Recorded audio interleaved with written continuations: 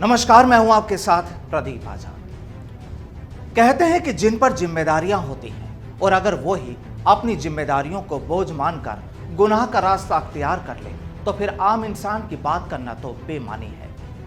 दरअसल आज हम बात कर रहे हैं राजस्थान पुलिस की, जिस पर जिम्मेदारी है आम लोगों को गुनहगारों से महफूज रखने की, जिस पर जिम्मेदारी है कानून का पालना करवाने की। लेकिन अगर इसी महकमे के लोग वर्दी पहनकर साहब गुनाह के रास्ते पर चलने लगे तो फिर पब्लिक में मैसेज कैसा जाएगा, सोचना यह भी जरूरी है।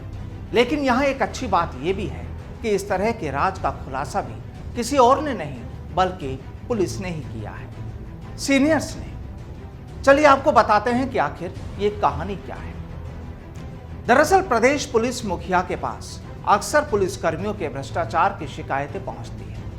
आज जब पानी सिर से ऊपर गुजरने लगता है तो फिर चलाया जाता है डिकॉय ऑपरेशन, यानी पुलिस अधिकारी ही अपने पुलिस कर्मियों की जासूसी करते हैं, उनकी वर्किंग को देखते हैं और उनके भ्रष्टाचार को उजागर किया जाता है। अब आपको बताते हैं कि आखिर पिछले 2-3 दिनों में राजस्थान के अलग अलग हिस्सों में सीनियर पुलिस ऑफिसर्स ने क्या क्या और किस तरह अपनी कार्रवाइयों को अंजाम दिया। दरअसल अक्सर सुनने में आता है कि रात की गश्त और नाकाबंदी के दौरान अक्सर पुलिसकर्मी वसूली का खेल खेलते हैं। गैरकानूनी काम करने वालों से इनकी सांठगांठ भी कई बार खुलती है, सामने आती है, उनका राजफाश होता है और गुनाह दर गुनाह का खेल चलता रहता है। बस कुछ इसी तरह के मामलों को देखते हुए आखिर प्रदेश के डीजीपी ML लाठर ने अपने कुछ खास मातहतों को ये जिम्मेदारी सौंपी कि वो इस तरह के हो रहे खेल का खुलासा करें। बाकायदा अलग अलग इलाकों में अलग अलग अधिकारियों को जिम्मेदारियां दी गई और जब शुरू हुआ ऑपरेशन डिकॉय तो फिर जल्द ही खुल गई भ्रष्ट पुलिस अधिकारियों की पोल। प्रदेश के करीब 20 से 22 जिलों में इस ऑपरेशन को अंजाम दिया गया। लेकिन सबसे पहले बात करें अगर जयपुर पुलिस कमिश्नरेट के इलाकों की, तो यहां पहले ही अटैक में 2 पुलिस थानों के 16 पुलिस वालों को भ्रष्टाचार के मामले में additional police commissioner Ajay Pal Lamba ने सस्पेंड कर दिया। जाहिर है गुना बड़ा ही था। जयपुर के टोंक रोड पर चाकसू और शिवदासपुरा थाने के पुलिसकर्मी रात के वक्त अवैध वसूली करने में जुटे थे। डिकॉय ऑपरेशन को अंजाम देने वाली टीम भी इसे देखकर हैरान थी और वह हैरान इसलिए भी थी कि इन भ्रष्ट पुलिसकर्मियों की सांठगांठ बजरी माफियाओं से भी थी। आखिर फिर 16 पुलिसकर्मियों को सस्पेंड होने के पर्चे थमा दिए गए। अब इस डिकॉय ऑपरेशन में केवल सड़कों पर वसूली करने वाले पुलिसकर्मियों की ही पोल नहीं खुली बल्कि थानों के हालातों को भी परखा गया। कई जगह तो हालात ऐसे थे कि थानों में मौजूद परिवादियों को कई घंटों तक सुना ही नहीं गया। वहीं एक दूसरी तस्वीर में कुछ ऐसे ट्रैफिक पुलिसकर्मियों का भी खुलासा हुआ जो ले देकर मामला खत्म करने में जुटे थे और ऐसा सब कुछ डिकॉय ऑपरेशन को अंजाम देने वाली खास टीम के अधिकारियों ने खुद देखा।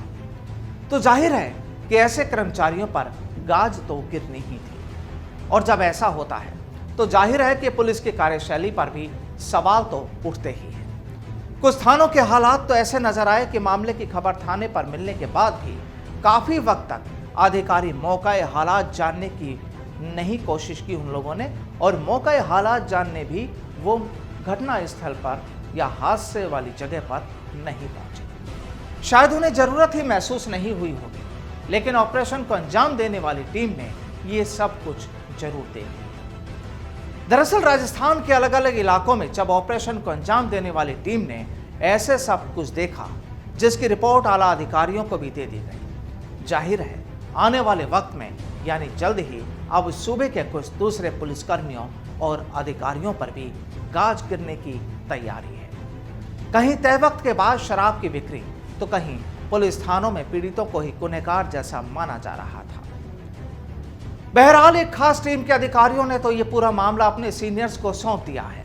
लेकिन इस तरह के तमाम हालातों को जानने के बाद ये सोचने में ज्यादा वक्त नहीं लगता कि आखिर सूबे की पुलिस को बदनाम करने वाले भी इसी कारवां में जुड़े हैं। कहते हैं कि एक गंदी मछली पूरे तालाब को गंदा कर देती है और यहाँ भी कुछ ऐसा ही हो रहा है।